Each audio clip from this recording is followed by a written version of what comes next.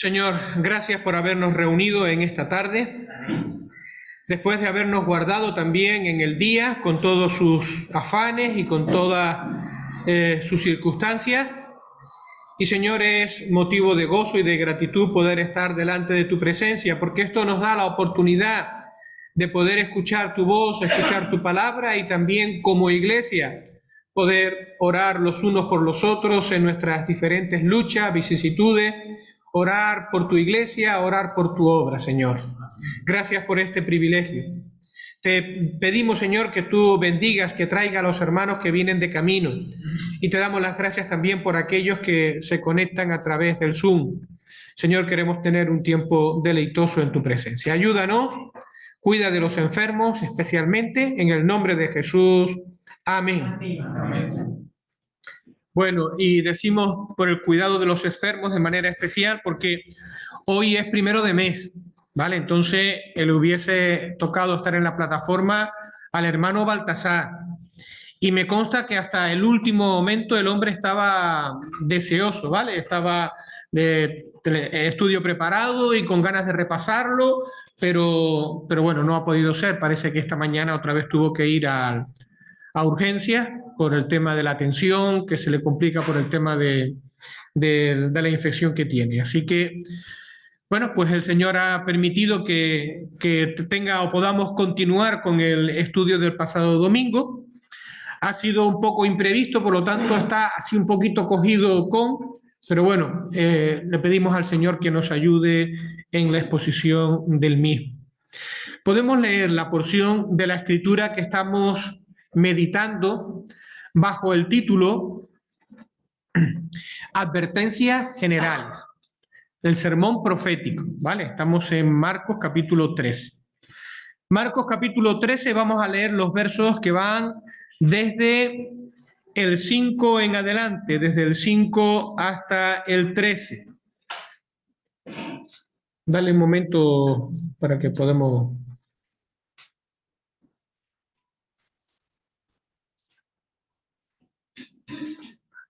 Ahí. Vale, dice así la palabra del Señor. Jesús respondiéndoles comenzó a decir: mirad que nadie os engañe, porque vendrán muchos en mi nombre diciendo yo soy el Cristo y engañarán a muchos. Mas cuando oigáis de guerras y de rumores de guerras, no os turbéis, porque es necesario que suceda así, pero aún no es el fin. Porque se levantará nación contra nación y reino contra reino, y habrá terremotos en muchos lugares, y habrá hambres y alborotos. Principios de dolores son estos. Pero mirad por vosotros mismos, porque os entregarán a los concilios y en las sinagogas os azotarán, y delante de gobernadores y de reyes os llevarán por causa de mí para testimonio a ellos. Y es necesario que el evangelio sea predicado ante todas las naciones. Pero cuando os trajeren para entregaros, no os preocupéis por lo que habéis de decir, por lo que habéis de decir, ni lo penséis, sino lo que os fuere dado en aquella hora, eso hablad, porque no sois vosotros los que habláis, sino el Espíritu Santo. Y el hermano entregará a la muerte al hermano, y el padre al hijo, y se levantarán los hijos contra los padres y los matarán. Y seréis aborrecidos de todos por causa de mi nombre, mas el que persevere hasta el fin, éste será salvo. Bueno, pues hasta aquí la lectura en la palabra del Señor. Nos corresponde comenzar para arrancar con un breve repaso de lo que dijimos el pasado domingo.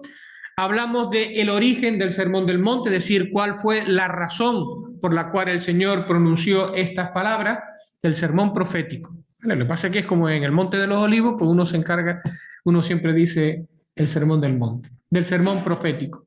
Hablamos también del modo en que vamos a interpretar lo que sería esta enseñanza de Jesús, y también hicimos una división del texto en 4 partes. 4 bloques, que son las advertencias generales, desde el versículo 5 hasta el 13, es lo que acabamos de leer. La destrucción de Jerusalén y la gran tribulación, eso está a partir del versículo 14 y hasta el 23.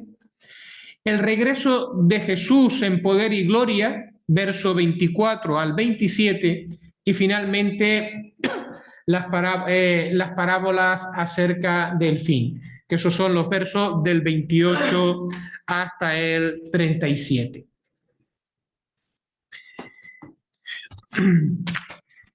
Bueno, pues así comenzamos con la exposición de las advertencias generales. Y dijimos que le llamamos advertencias generales porque son las cosas que caracterizarán este tiempo presente, es decir, el tiempo que va desde que el Señor Jesucristo partió a los cielos o fue rechazado de este mundo hasta el momento de la segunda venida. Entonces, todo lo que nos dicen estos versículos es las cosas que van a ir sucediendo, las cosas que pasarán desde ese momento hasta que venga el Señor. Por lo tanto, es lo que nos toca vivir, ¿vale? O es lo que este mundo está viviendo. Entonces dijimos que aquí se hablaba pues de los falsos mesías, se hablaban de las guerras, se hablaban de las persecuciones, y el domingo pasado pues hablamos acerca de los falsos mesías. Y dijimos que, bueno, pues la razón de este fenómeno es sencillamente que el mundo ha rechazado al verdadero Mesías, ha rechazado al Salvador. Por lo tanto, ese hueco ha quedado sin llenar.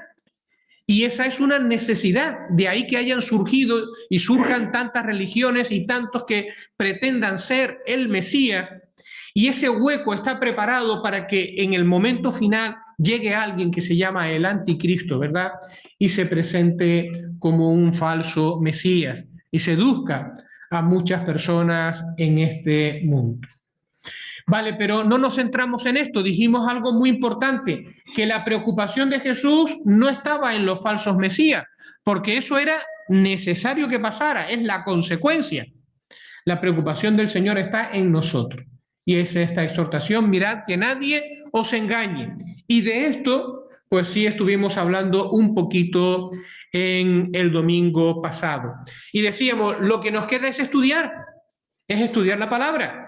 No rechazar el estudio de la profecía, sino tener, aunque sea de manera sencilla, un conocimiento de la profecía, pero a la vez en paralelo con el resto de doctrinas de la Biblia.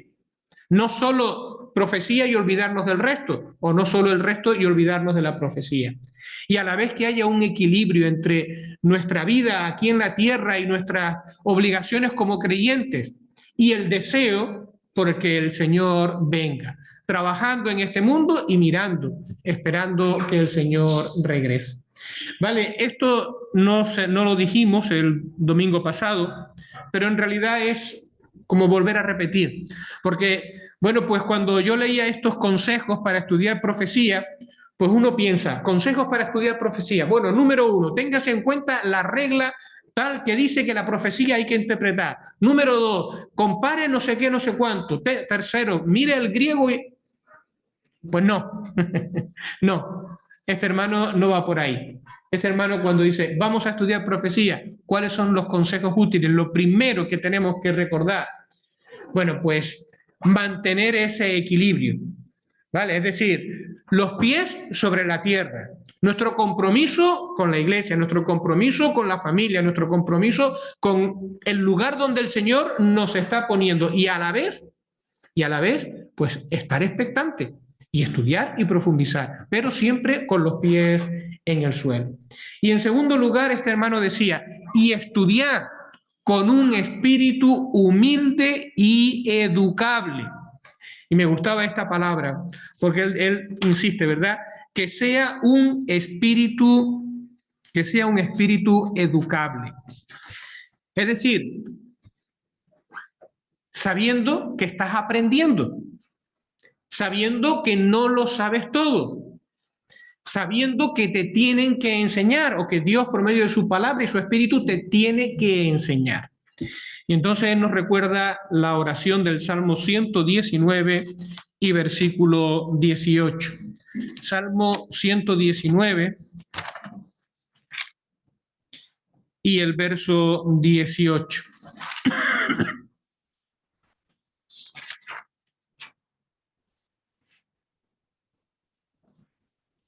Abre mis ojos y miraré las maravillas de tu ley. Un espíritu humilde y educable, que le pide a Dios que abra los ojos, que está dispuesto a aprender. Y este hermano pues concluía con estas palabras: solo así evitaremos ese espíritu dogmático y arrogante que hace que los hombres se olviden que son estudiantes. Esto nos ayudará a evitar cualquier actitud de superioridad que nos lleve al menosprecio del otro, a la acritud en las controversias que causan tanto daño y desprestigio entre el pueblo de Dios. Bueno, pues la necesidad de estudiar la profecía de manera equilibrada. Y esto lo recordábamos el martes, porque empezamos a leer este libro tan interesante y entonces el hermano nos daba algunas razones también para estimularnos a estudiar la profecía de manera equilibrada. Bueno, pues las cosas que caracterizan el tiempo en que estamos viviendo. En primer lugar, los falsos cristos, ya lo hemos visto. Pero ahora el Señor dice, la segunda de las cosas que caracterizan los tiempos que estamos viviendo son las guerras y los rumores de guerra. Bueno, pues vamos a ir ahora a Marcos capítulo 13 y vamos a leer los versículos 7 y 8. Mas cuando oigáis de guerras y de rumores de guerras, no os turbéis, porque es necesario que suceda así, pero aún no es el fin. Porque se levantará nación contra nación y reino contra reino, y habrá terremotos en muchos lugares, y habrá hambres y alborotos. Principios de dolores son estos.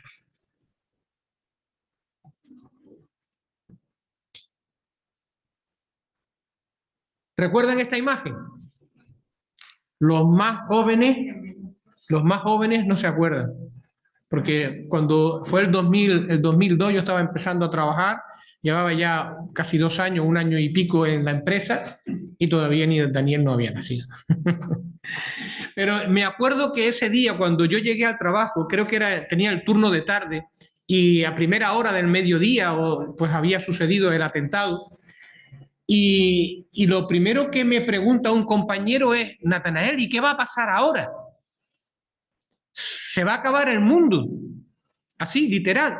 Que yo me quedé, porque yo, claro, había escuchado algo de lo que estaba pasando, pero no tenía todavía una idea clara de lo que estaba sucediendo. Se va a acabar el mundo. Y bueno, pues es lógico que cada vez que ocurre un acontecimiento que de alguna manera cuestiona o pone en peligro el mundo tal como nosotros lo conocemos, pues que esta pregunta surja. ¿Y qué va a pasar ahora? ¿Ya se va a acabar el mundo? ¿Va a venir el Señor? Es la pregunta, esa no la hacen los incrédulos, pero sí nos la planteamos nosotros. Y eso fue en el 2002. Pero es que ahora en el 2024 la situación no es diferente. Ustedes se dan cuenta en el momento histórico en el cual estamos viviendo. Tenemos una guerra en el corazón de Europa, una guerra que está arrasando y matando a miles y miles de personas. Por otro lado, tenemos que países como China, países como la India, Corea, Irán y una parte del mundo árabe está alineado o en simpatía con lo que Rusia está haciendo. Por otro lado, tenemos que se han avivado conflictos regionales de un modo virulento, como lo que está pasando ahora mismo en Gaza. Y tenemos ese rechazo generalizado del mundo a Israel, como mencionábamos o se mencionaba también en la reunión del martes. Tenemos que de repente la tensión en el mar de China, que eso queda por aquí está Taiwán, y por ahí está Japón, Filipinas, Vietnam, China, pues de repente ha estallado. Quiero decir, está otra vez al límite. Pero no solamente en el mar de China, sino que nos vamos al Mar Rojo. Y en el Mar Rojo también hay un conflicto importante que además amenaza la economía y amenaza la supervivencia, por lo menos de los países occidentales. Así que esa misma pregunta que hacíamos en el 2002, pues de repente se vuelve a aparecer y es lógico que esté en nuestra mente. ¿Es esto el fin? ¿Significa que ya estamos en el fin de los tiempos? ¿Se van a acabar ya el mundo como lo conocemos? Y esto que acabamos de nombrar de los conflictos internacionales es sin mencionar o sin añadir otro aspecto que estamos viviendo que podemos llamar los gemidos de la creación, utilizando el lenguaje del apóstol Pablo, cuando habla que la creación gime y desea la venida del Señor y la manifestación de los hijos del Señor. ¿Por qué? Pues, ¿qué es lo que estamos viendo a nuestro alrededor y que utilizamos este vocabulario, los gemidos de la creación? Pues hay maremotos, terremotos, tsunamis, volcanes, sequía, incendio, inundaciones, huracanes. Por todos lados, a cada momento hay una noticia de este tipo.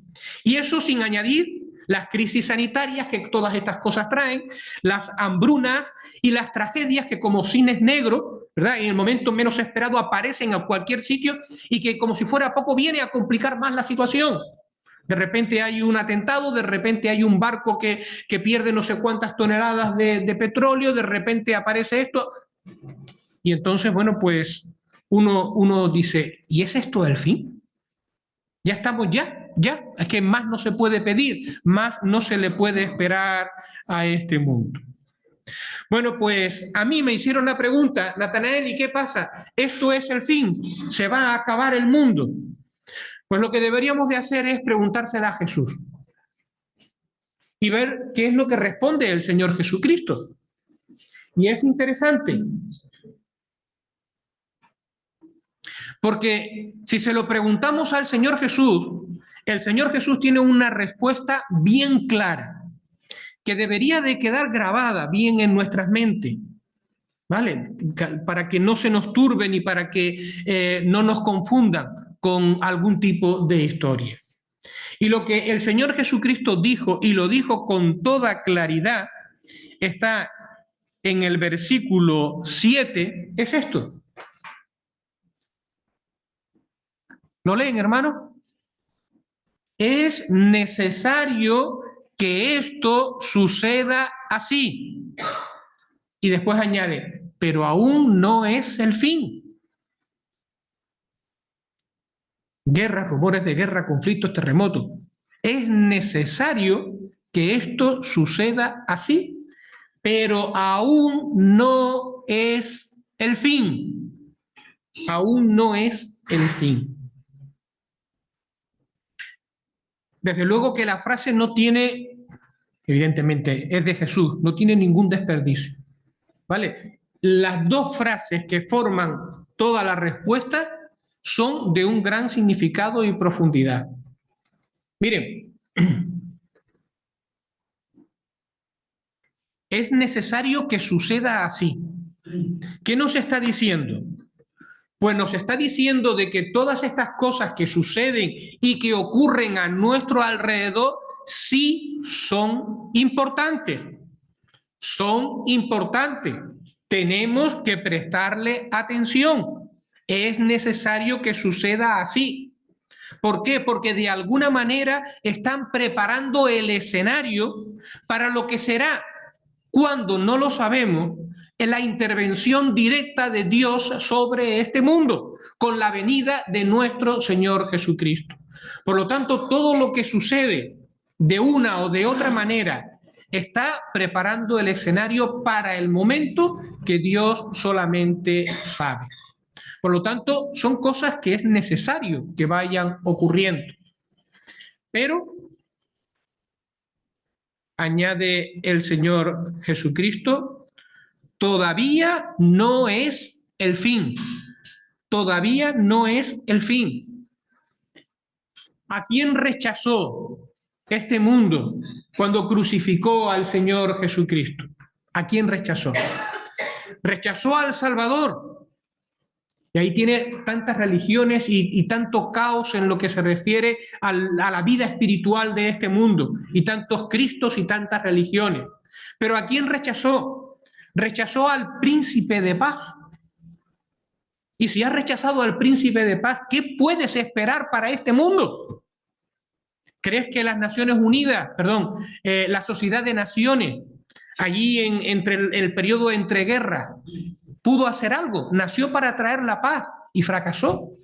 Y las Naciones Unidas en el día de hoy, y la alianza de no sé qué, y el pacto para no sé cuánto, y los hombres intentan buscar la paz, pero no pueden.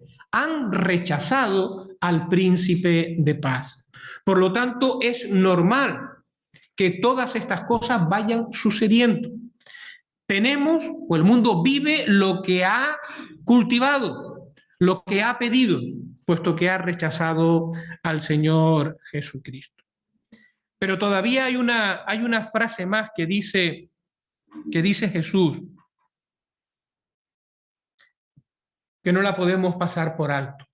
Dice en el versículo 8, cuando habla de estas características de este tiempo, de este periodo que estamos viviendo, dice que todo esto son principios de dolores. Versículo 8 al final.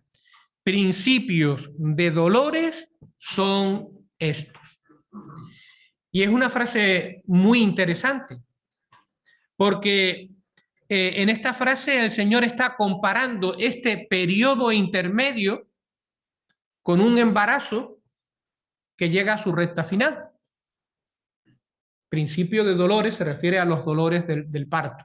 Principio de dolores son estos. ¿Qué es lo que está diciendo?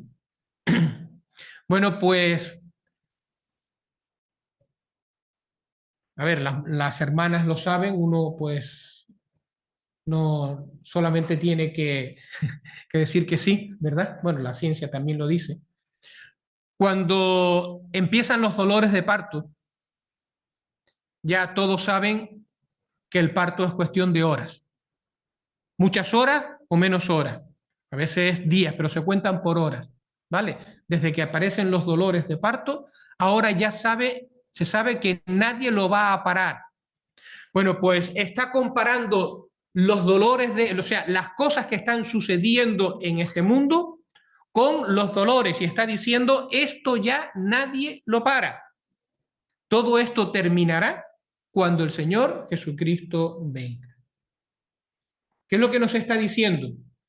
Bueno, pues en un embarazo, según van pasando las horas, esos dolores que llevan al parto o dolores de parto se hacen cada vez más intensos, más agudos, los tiempos se van acortando hasta que al final ya llega el momento inevitable. Bueno, pues, ¿qué hemos de esperar en este mundo? Bueno, pues que estas cosas que hemos leído, según vaya pasando el tiempo y el momento se vayan acercando, van a ir a más.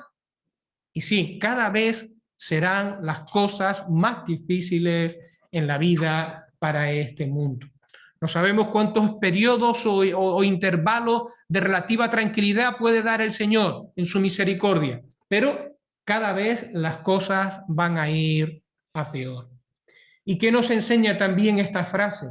Comparando estos tiempos con los principios de dolores de parto. Bueno, pues que de la misma manera que la mujer sabe que cuando llega el dolor ya está aquí y ya lo sabe, ya el parto llegó, pues de la misma manera cuando el dolor sea de parto, así cuando ya vaya a ser el fin y el Señor vaya a venir, nadie tendrá duda de ello. Es decir, ya no se preguntará a Natanael, ¿será este el fin o fulano será? No, no, no, es que todo el mundo lo sabrá, todo el mundo será apercibido de que lo que está pasando es que ha llegado el momento del parto, o ha llegado el momento del juicio, el momento en que el Señor Jesucristo va a irrumpir en esta tierra. Apocalipsis capítulo 6 y versículo 15.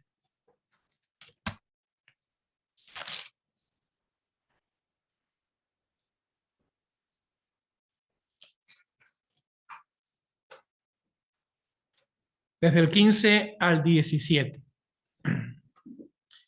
Esto ocurre cuando se desatan los 7 sellos, ¿vale? Creo que esto es en el 6.º sello.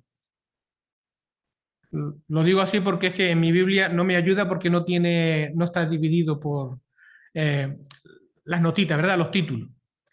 Dice, y los reyes de la tierra, y los grandes, los ricos, los capitanes, los poderosos y todo siervo y todo libre se escondieron en las cuevas y entre las peñas de los montes, y decían a los montes y a las peñas,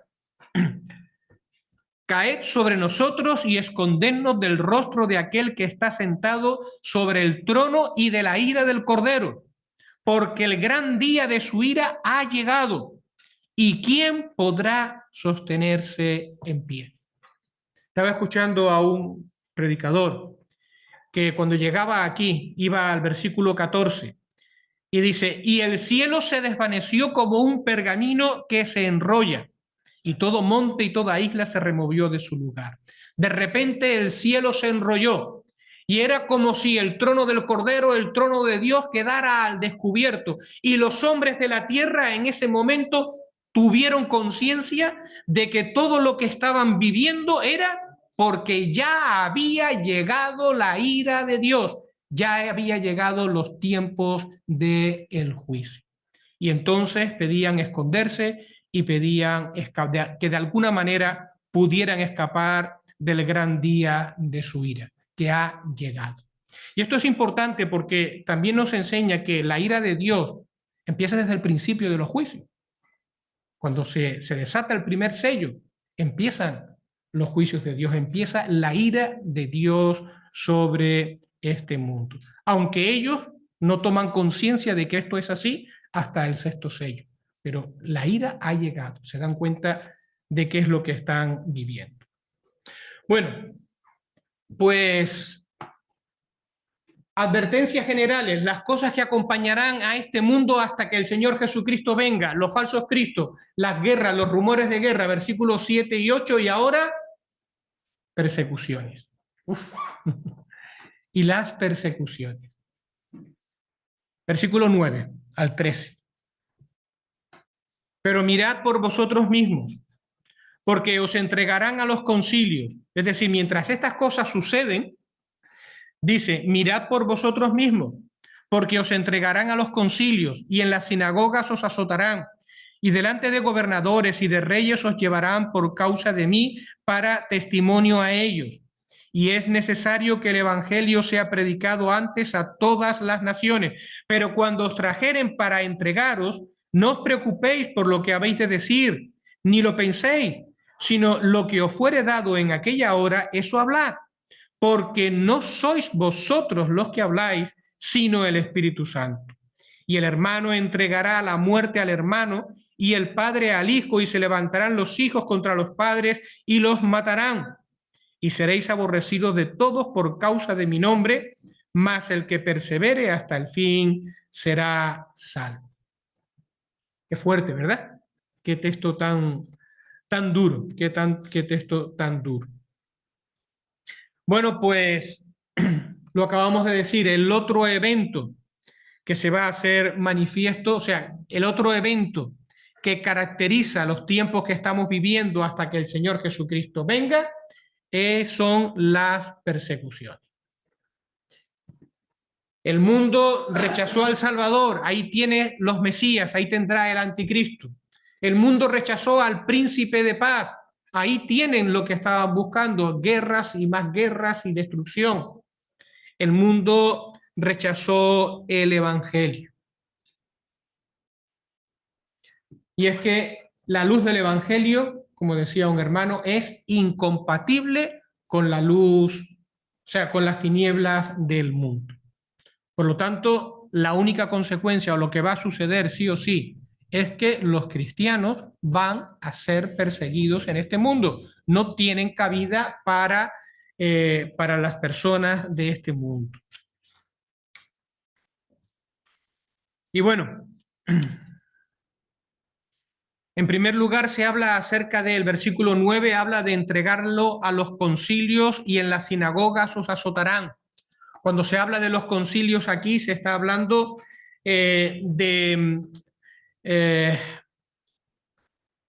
de consejos judíos, es decir, de pequeños órganos de gobierno que los judíos formaban en pequeños pueblos o en aldeas donde ellos se reunían, ¿vale? Y se habla de las sinagogas porque esos consejos que tenían autoridad o cuando tenían autoridad sobre otros judíos y los castigaban, pues los azotes eran en la propia sinagoga. Así que la sinagoga era lugar de culto, pero también era un lugar de justicia y se hacía allí. Por eso dice que os entregarán a los concilios y en las sinagogas serán azotados. Y después habla de los gobernantes y de los reyes. La palabra gobernante es una palabra griega que significa o que habla de las diferentes autoridades que habían dentro de Roma, ¿vale? Que eran procuradores, que eran gobernadores. Y aquí los reyes pues eran esos otros gobernadores que recibían un reino porque en este caso Roma se lo permitía o Roma se lo daba. Delante de los judíos o por causa de los judíos, los gobernadores y los reyes.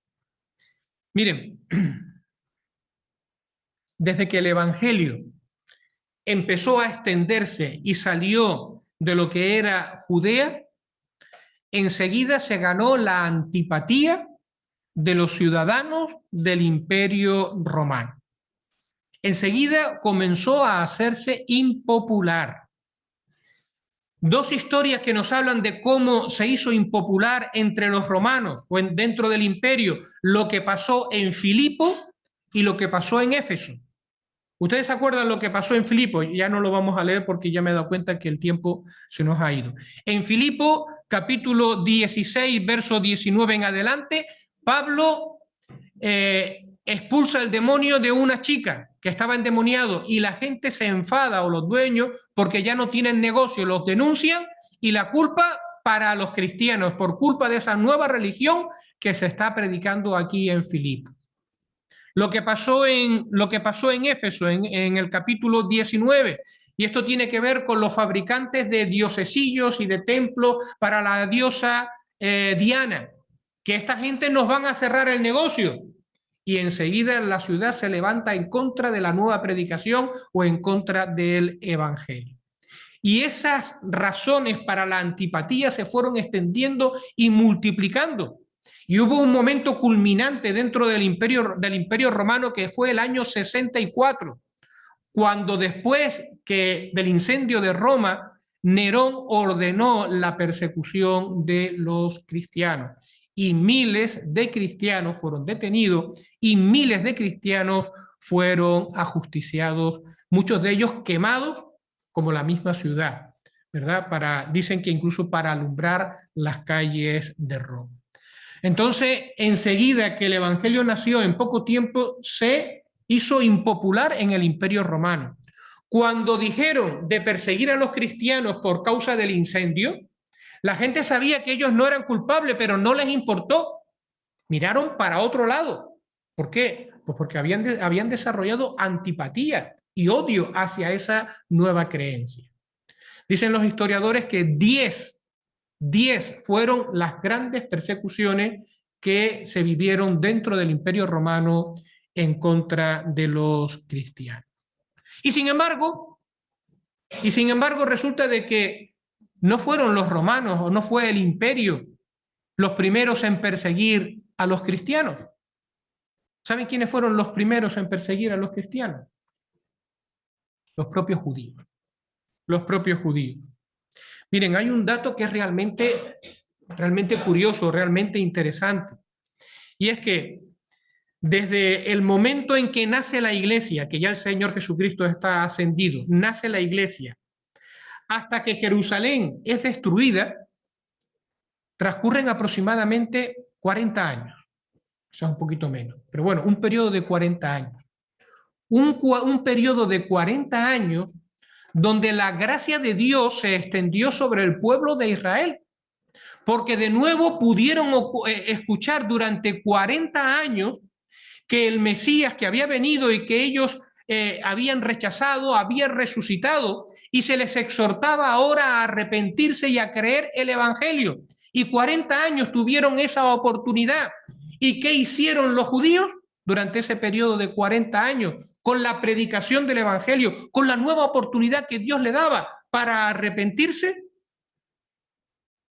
perseguir a los conversos, perseguir a los que dejaban el judaísmo para aceptar a Cristo como el Mesías.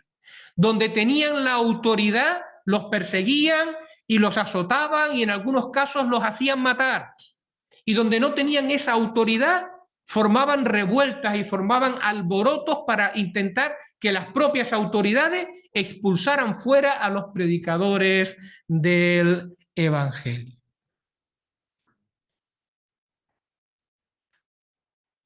Y a partir de ahí, del primer siglo hasta la época de hoy, el cristianismo ha sido perseguido. Y dentro del cristianismo, a los que verdaderamente querían vivir para Cristo han sido perseguidos, incluso por aquellos que decían ser cristianos. Y esa es la nota que ha caracterizado y que caracteriza el cristianismo en el día de hoy. Creo que todos somos conscientes, porque es que cada jueves además oramos por ello, de lo difícil que es ser un cristiano, o mejor dicho, un seguidor de Jesús en muchas partes del mundo. El tema del budismo y el tema del hinduismo nos suena bonito y nos suena una cosa exótica, pero en los países de mayoría budista no se puede vivir la fe en Cristo. En los países de mayoría hindú no se puede vivir la fe en Cristo. En los países musulmanes no se puede vivir la fe en Cristo. En los países comunistas no se puede vivir la fe en Cristo. Y así en un sinfar de territorios que viven anclados en sus tradiciones o lo que quiera que sea. No se puede vivir. Esos creyentes son perseguidos. Y en muchos casos, si no son expulsados o maltratados, o vivir en el ostracismo, terminan pagando con su vida la fe en el Señor Jesucristo.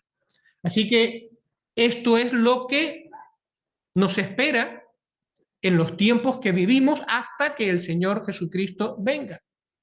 Sin embargo, todavía queda una página por escribirse, ¿vale? Todavía queda una página, la página final de persecución que todavía no está escrita. Y será cuando nos adentremos en el final de los tiempos y cuando el anticristo haya establecido su reino y esté gobernando sobre este mundo. Porque sí, aunque es verdad que la iglesia habrá sido arrebatada, muchas otras personas vendrán al conocimiento del Evangelio. Dios se encargará de que eso suceda, pero serán duramente perseguidos, duramente reprimidos, y ser creyente se pagará con la vida. Y la Biblia habla de miles de mártires al final de los tiempos. Un texto precioso lo tenemos en Apocalipsis capítulo 6, verso 9. Apocalipsis capítulo 6 y versículo 9. Cuando abrió el quinto sello, vi bajo el altar las almas de los que habían sido muertos por causa de la palabra de Dios y por el testimonio que tenían, y clamaban a gran voz diciendo: ¿hasta cuándo, Señor, santo y verdadero, no juzgas y vengas nuestra sangre en los que moran en la tierra? Y se les dieron vestiduras blancas y se les dijo que descansase todavía un poco hasta que se completara el número de sus consiervos y sus hermanos, que también habían de ser muertos como ellos. Y en el 7:9 se vuelve a hablar también de los mártires, contándolos por miles, una multitud que no se podía contar, del 9 en adelante.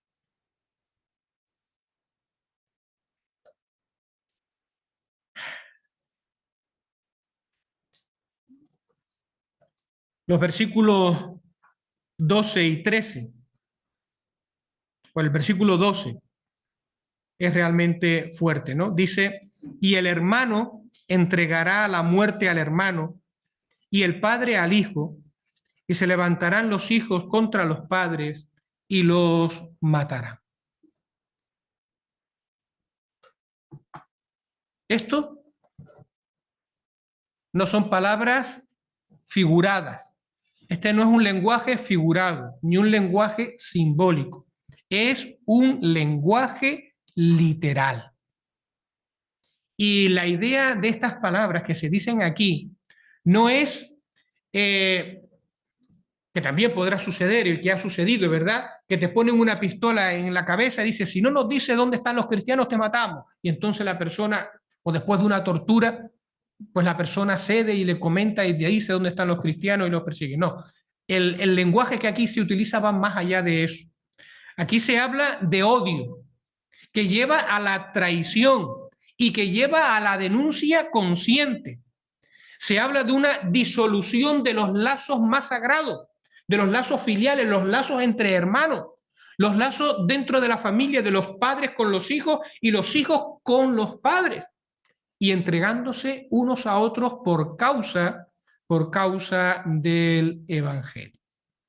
Es un odio, una fuerza que sin duda tiene su origen en el maligno, tiene su origen en Satanás, ¿verdad? No puede ser de otra manera. Y cuando esto suceda, o cuando esto lo veamos a nuestro alrededor, no deberíamos de sorprendernos, porque el Señor Jesucristo lo dijo. Mateo capítulo 10.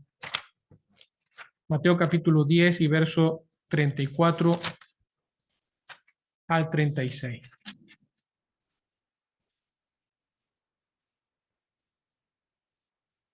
No penséis que he venido para traer paz a la tierra. Sí, el Señor ha venido a traer paz a los corazones y todos aquellos que crean en Él lo disfrutarán.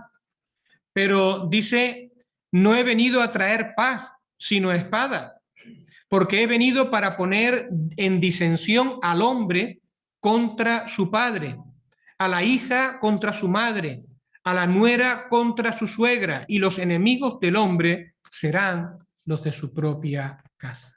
Y si esto ya se ve en el día de hoy, pues será especialmente duro y terrible en los últimos días o en esos tiempos cuando se manifieste el anticristo. Bueno, pues ya se nos acabó el tiempo. Estos son los 3 puntos que vamos a tocar en una próxima exposición, porque hay cositas muy interesantes aquí que no hemos dicho nada. Hay una referencia a la predicación universal del Evangelio en el capítulo 13, versículo 10. Vamos a ver, ¿qué significa aquello de que el persevere hasta el fin será salvo? Pues también lo tenemos que ver. Y después, ¿cuál es la verdadera preocupación de Jesús cuando habla de estas cosas? Que también lo vamos a hacer, porque ahora parece que hemos metido miedo en el cuerpo. Pero ¿cuál es la intención de Jesús cuando nos contó esto? De todas maneras, les dejo con un versículo. Hebreos capítulo 3. Hebreos capítulo 3. Porque yo conozco hermanos que hablan con mucha entereza de dar la vida por el Señor Jesucristo y de estar preparados para lo que haga falta. Y bueno, son valientes, pero uno se ve a sí mismo y dice, yo no tengo esa madera. Pero, ¿qué es lo que nos dice el Señor? No importa cuál sea nuestro ánimo en el sentido de nuestro carácter, ¿verdad? Hebreos capítulo 13 y versículo 6. Y esta es la esperanza a la cual tenemos, o la confianza en la cual tenemos que asir. Dice en el versículo anterior, Él dijo, no te desampararé ni te dejaré. De manera que podemos decir confiadamente, el Señor es mi ayudador, no temeré lo que me pueda hacer el hombre. Y en esta confianza tenemos que vivir. El Señor es mi ayudador. Que el Señor bendiga la palabra en nuestros corazones. Amén.